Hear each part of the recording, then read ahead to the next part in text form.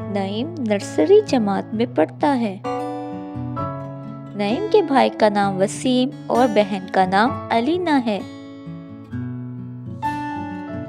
نعیم کے ابو بازار سے خوبصورت کھلونے لائے۔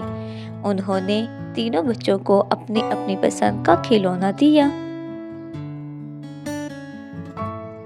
نعیم نے اپنا کھلونا الماری میں رکھا، پھر وسیم کا کھلونا لے کر بھاگ گیا۔ بعد میں علینا سے لڑ کر اس کا کھلونا بھی چھین لیا۔ وہ اکیلا ان کھلونوں سے کھیلتا تھا۔ جب وسیم، علینا یا کوئی اور بچہ کھلونوں کو ہاتھ لگاتا تو وہ شور مچاتا اور لڑنے لگتا۔ ابو نے اس سے کہا، نعیم بیٹا، یہ اچھی بات نہیں، آپ اپنی بہن اور بھائی کو ان کے کھلونے واپس کر دیں۔ امی نے بھی اسے سمجھایا کہ لڑنا اچھی بات نہیں، آپ اپنی بہن اور بھائی کے ساتھ مل کر کھیلیں۔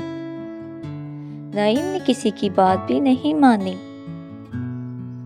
ایک دن ابو نعیم کے لیے کرکٹ کا بلہ اور گیند لے کر آئے۔ نعیم نے پوچھا، ابو جی، میں بلے اور گیند کے ساتھ کس طرح کھیلوں گا؟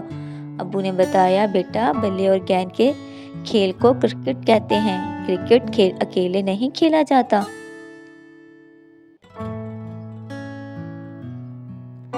نعیم کی امی بھی پاس کھڑی تھیں۔ وہ کہنے لگیں، بیٹا، آپ وسیم اور علینا کو بھی ساتھ ملائیں اور تینوں اکٹھے کھیلیں۔ نعیم نے وسیم اور علینا کو بلایا، پھر تینوں نے کھیلنے لگے۔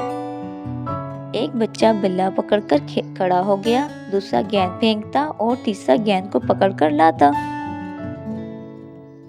اس دن وہ خوب کھیلے اور کھیلتے کھیلتے تھک گئے۔